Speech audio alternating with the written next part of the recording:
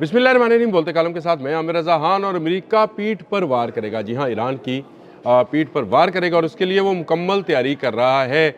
ये मुज़ाकरात सिर्फ ढोंग है जिसमें ख़ुद डोनाल्ड ट्रंप का दामाद जो है उसको भी शामिल कर लिया गया है। मस्कत अमान में ये मुज़ाकरात हो रहे हैं।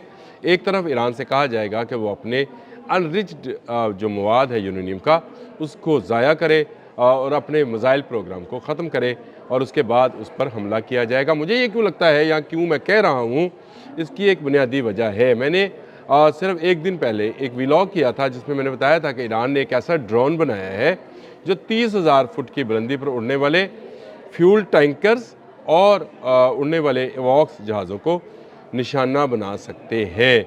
इस तजर्बे के बाद अमेरिका और इसराइल जो है वो खौफ से उन पर खौफ तारी था कि उनके फ्यूल टैंकर्स जो फ़ज़ा में उड़ते हैं, क्योंकि आपके जंगी जहाज़ों में इतना फ्यूल नहीं होता और अगर ज़्यादा फ्यूल हो तो ज़्यादा असला नहीं होता, यानी उस पर ज़्यादा गोला बारूद नहीं होता, वज़न का हिसाब होता है इन जहाज़ों के अंदर। तो इसलिए उसमें उसको रास्ते में रीफ्यूल किया जाता है। इससे पहले भी जब जंग जून हुई थी ईरान और अमेरिका और इसराइल के साथ, तो उसमें भी इराक़ की फ़िज़ा में इन तैयारों को रीफ्यूल किया गया था जो ईरान पर हमलावर हुए थे। तो इस रीफ्यूलिंग के लिए जो है जो जहाज़ थे वो तकरीबन 30,000 फुट की बुलंदी पर प्रवास करते हैं और इसी बुलंदी तक एक ड्रोन जो है वो ईरान ने तैयार कर लिया और उसका कामयाब तजर्बा भी कर लिया। ये गज़ा नामी ड्रोन था जो कि जा सकता था।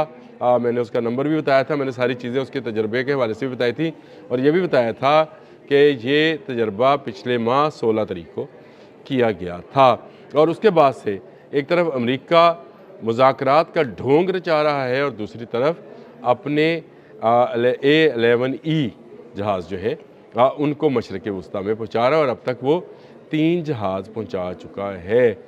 ये जहाज़ क्या है और ये क्यों पहुँचाए जा रहे हैं, इससे वाज़ह होता है कि इंटरनेशनल मीडिया ने तो वाज़ह तौर पर कहा कि अमेरिका जंग से यानी ईरान पर हमला करने से पीछे नहीं हट रहा, आगे बढ़ रहा है। मुज़ाकरात एक तरफ रहे लेकिन इन जहाज़ों का जाना, जिनको खुसूसी तौर पर इसलिए तैयार किया गया है कि ये बैटल फील्ड के अंदर होने वाली तमाम नकलो हरकत जो है उसको अपनी फ़ौज तक पहुँचाए। ये इसको आप इस तरह से समझे, ये उड़ता हुआ एक टावर है जो कि इतनी बुलंदी पर उड़ता है कि इस तक कोई जो है ड्रोन या मिसाइल जो है ईरान का नहीं पहुँच सकेगा। और ना सिर्फ ना पहुँच सकेगा बल्कि ये जहाज़ जो है ईरान के तमाम नकलो हरकत जो है उनको नोट करता रहेगा और उनको अपनी फ़ौज तक पहुंचाता रहेगा। यानी ये एक ख़तरनाक उड़ता हुआ आप समझे एक प्लेटफॉर्म है जिसके अंदर ना सिर्फ जो है इसको तैयार करने में इसमें गोला बारूद भी रखा गया है ताकि ज़रूरत पड़ने पर ये उसके मिसाइल्स भी इस्तेमाल कर सके, बल्कि इसमें पूरा कम्युनिकेशन सिस्टम है। ये बम्बार्डियन का तैयार करदा जहाज़ है जी।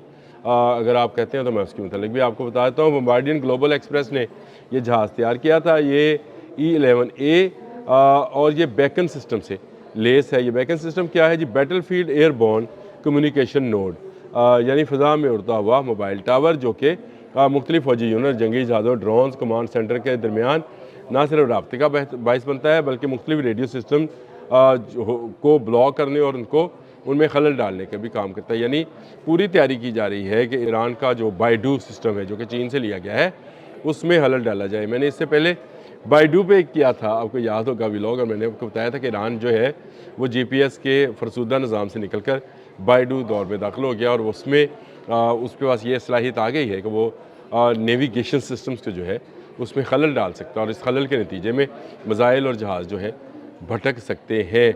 अब उसके जवाब में E-11A जो है बम्बार्डियन का वो लाया गया है और इसको जो है पहुँचा दिया गया है।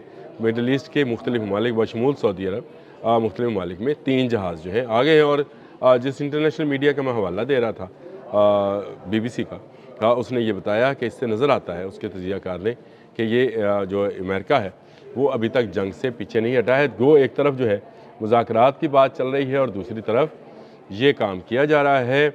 और ये जो है उन्होंने कहा कि ये हानिया इंटरनेशनल एयरपोर्ट से रवाना हुआ यूनान के और ये उसके बाद 4 घंटे बाद ये सऊदी अरब में प्रिंस सुल्तान एयर बेस पर पहुंचा है और ये तीसरा जहाज़ है जो वहाँ पहुँचाया गया है। यानी मुसलसल पेशकदमी जो है अमेरिका की जानब से नज़र आ रही है। अमेरिका की जानब से कहीं पसपाई नज़र नहीं आएगी, यानी पसपाई से मुराद कहीं वो पीछे हटता हुआ और मुज़ाकरात करता हुआ नज़र नहीं आता है। लेकिन मुज़ाकरात पर तैयार क्यों हुआ? ख़तरा उसको ये है कि चीन और रूस जो है अमेरिका से बदला लेने के लिए उसको इस जंग में ना धकेलें, इसलिए वो ज़रूरत से ज़्यादा मुहतात अंदाज से अपनी तैयारियों की। ये वो है डोनाल्ड ट्रंप जो है और मुसलसल ये बात कर रहे हैं। ऊपर से वाइट हाउस का ये बयान आना कि हम देख रहे हैं कि ईरान इन मुज़ाकरात के नतीजे में किस हद तक पसपाई इख्तियार करता है। डोनाल्ड ट्रंप इंतज़ार कर रहे हैं, नहीं तो जंग मौजूद है।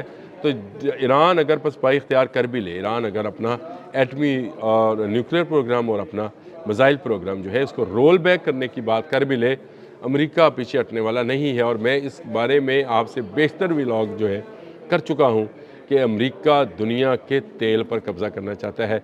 जो दानश्वर और जो यूट्यूबर्स कह रहे हैं कि शायद ये तेल का मामला नहीं है और शायद ये अमेरिका जो है वो वेनेजुएला की मईशत को बेहतर करने के लिए वहाँ गया है, जो कि तबाही के दाने पर पहुँची थी, तो ये उनकी खाम ख्याली या उनका ख्वाब हो सकता है, ये हकीकत नहीं है। हकीकत यही है कि दजाली सिस्टम का ये मुल्क अमेरिका जो है ये आहिस्ता आहिस्ता दुनिया की तमाम पावर हब्स के जो फ्यूल है, फ्यूल टैंक्स हैं, उन पर काबज़ हो रहा है।